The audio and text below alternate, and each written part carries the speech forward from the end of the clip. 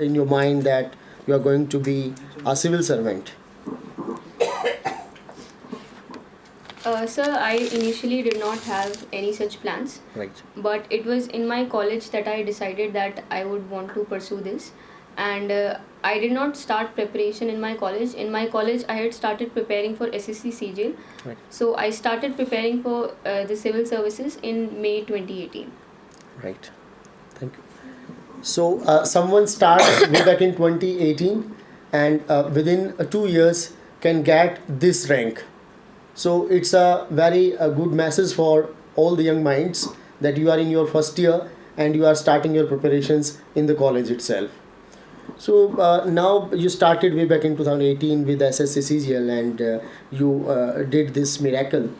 So basically, what was your success story or success strategy to be very precise? I would say that the first thing is definitely hard work. A certain number of hours have to be put in for this exam. Otherwise, there is, I would say, at least 10 hours on an average has to be done. Second thing, I would say that when one is started preparing for this exam, some amount of planning is needed because it's a very long process. So if we start without any planning, it's possible that the preparation can go directionless. So it's very important that once you're starting, you might take a week or 10 days, but uh, it's necessary to plan at least a little bit, not too much in detail, but just a rough idea that how much is to be covered before prelims, how much after prelims. So a second thing, I would say planning is extremely important. Then also discipline, you have to restrict to your timetable. There should not be many long breaks. Even if you're taking a break, say once in a week, 3-4 hours, not more than that. Okay. So consistently 10 hours a day, fine enough. So you have been a science graduate, right? Yes. You did it. You did your graduation from a Hindu college, and you have been topper of your college. So and then studying from physics, chemistry, maths to political science, geography. So didn't you find something very eccentric, or which were your initial hiccups basically? Because a science graduate turning to humanities and current affairs. So how did you find this change? This change, I think, is not very difficult because the subjects that we have to cover, it's only till the 12th level. Right. So the NCRT's book are our main source, so that is where we start from. So that was not a hiccup. I think the basic hiccup is in the planning only, that once we start, because the syllabus is very huge. Right. So that can scare a person, that how will I do this much of syllabus in a limited amount of time it has to be done.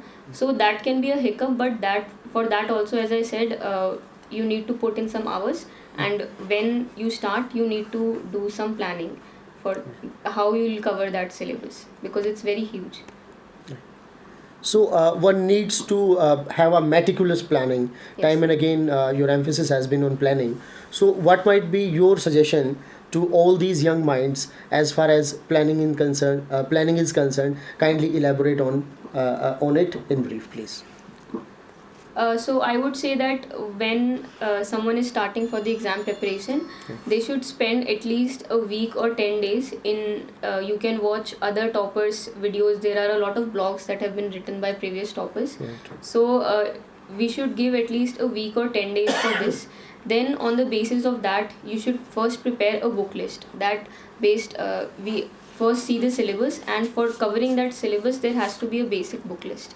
Right. So, and you should not change that book list until and unless you feel that you're not getting the desired results, say in mock test. So that book list should be kind of sacrosanct. You should not change it just because any random person tells you that that is a better source to do that. Then for planning, I would say that the first part has to be that the syllabus, how will you cover the syllabus and how much time you will take for that.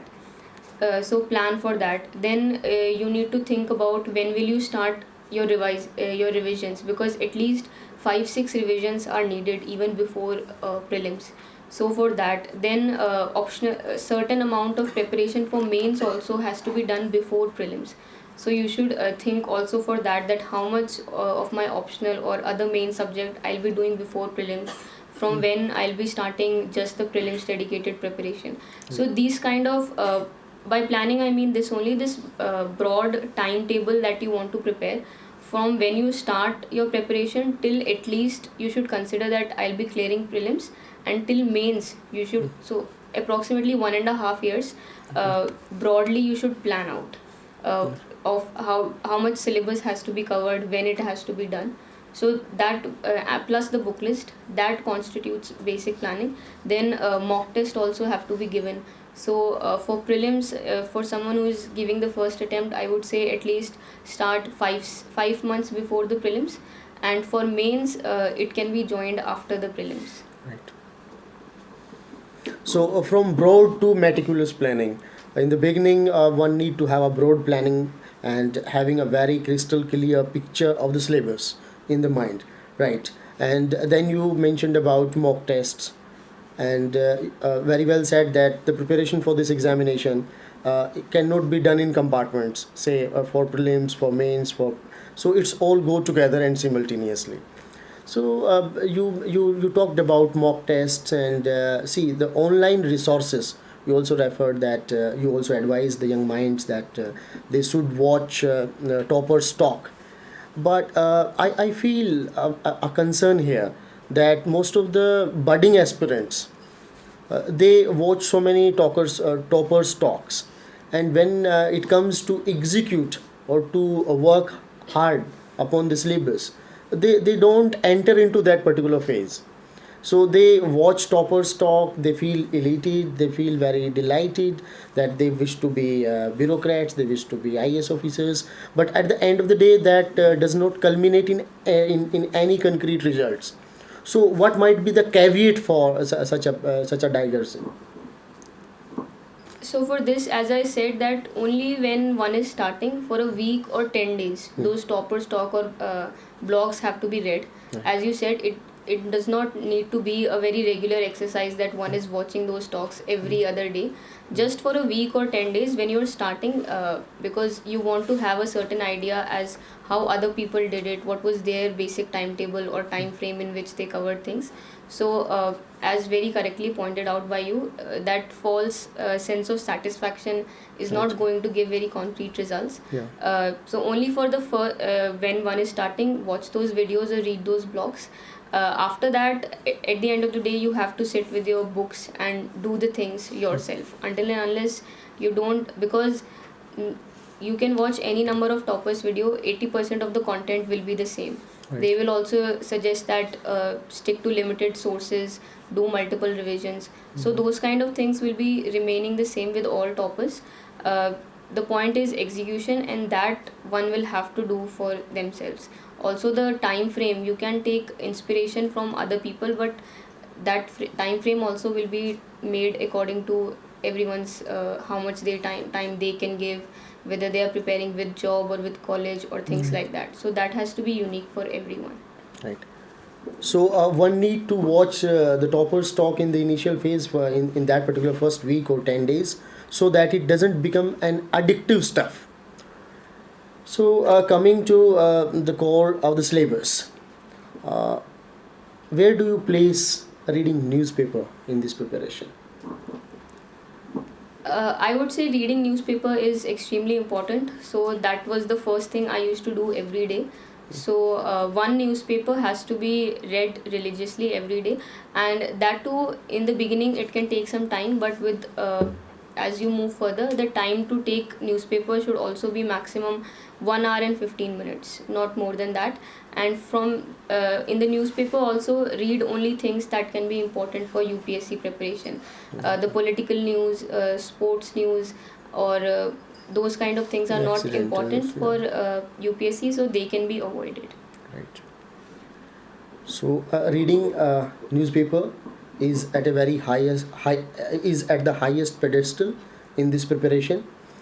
And see, mains is for 1750 marks, and that is descriptive as well.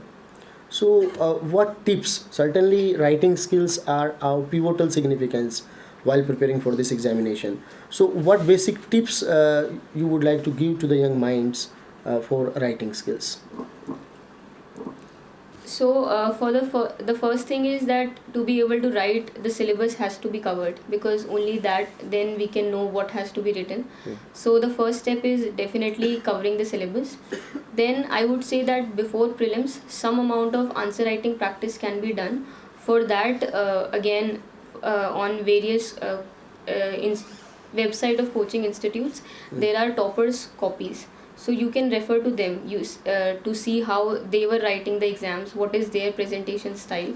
So that can, after that, mock test series for mains has to be joined, because that will give the actual practice. We'll learn how to manage the time, how to tackle questions for which we may not have a lot of content to write to.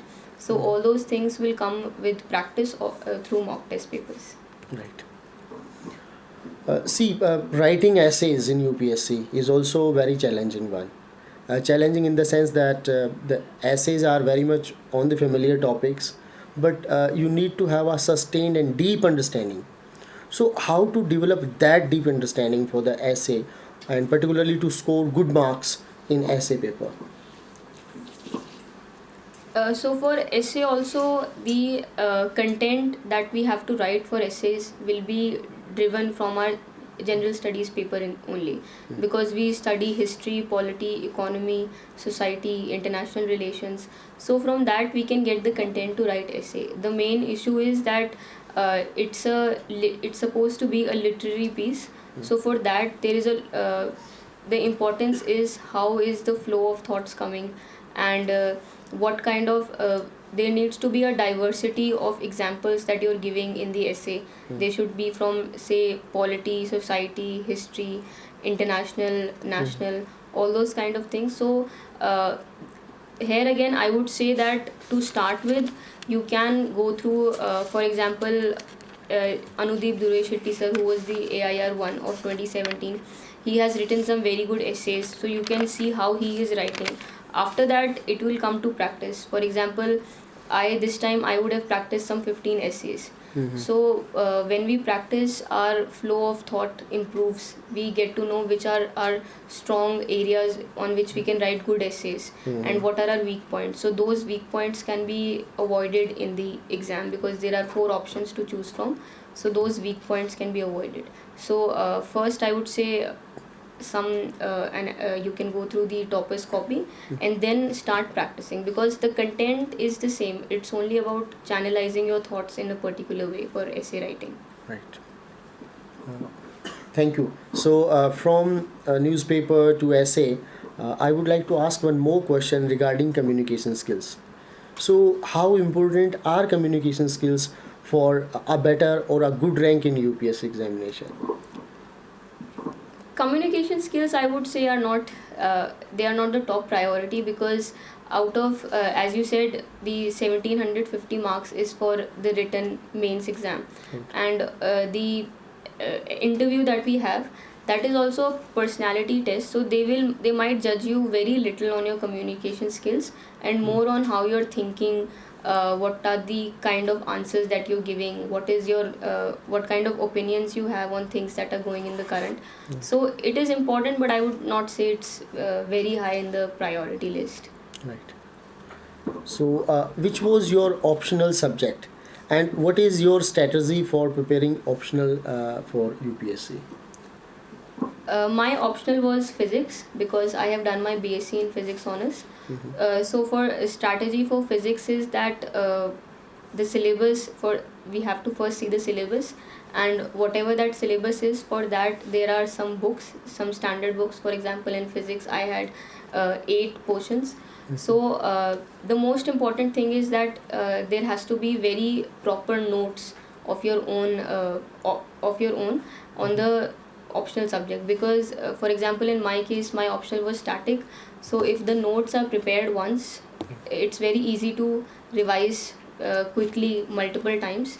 So notes are very important. Then for optional, at least previous year question papers have to be practiced, say for the last 20 years. So that has to be done. Then again, for optional also, I joined a mock test series, because that can enhance the presentation skills, what is lacking in the content of your answers. So these three things I did. So practicing what you read through writing is very important. Yes. Yeah. So as you mentioned that preparing notes for your optional paper is a very prudent idea to go ahead with. So do you think that notes should also be prepared for GS papers? For mains, yes, according to the syllabus, whatever headings are given in the syllabus. So for each heading, there has to be, say, 2-3 pages of notes. For mains, notes are extremely important because what kind of answers one writes is a reflection of their notes. So if the notes are good, quality of answers will also improve. For prelims, I did not make notes for everything, just for history. Rest I used to revise directly from the main book. Right. So, see, there are plethora of platforms, online platforms for UPSC preparation, and a student or a beginner might be carried away with the flow. So, what suggestions you would like to give to the young minds for, say, an effective way to use these online resources? I would say there has to be minimalism. So, not getting involved too much in these online websites would be my advice. For example, for newspaper, we have one newspaper. I refer to one monthly current affairs magazine. So, for seeing those magazine, you can see the online portal. Other than that, I would say rarely did I refer to any online portal because the benefits might not be high, but the time wasted can be very high. So it's best to avoid it or limit yourself to one or maximum two. So thank you so much for this session. Now I would like to open the session for your questions so that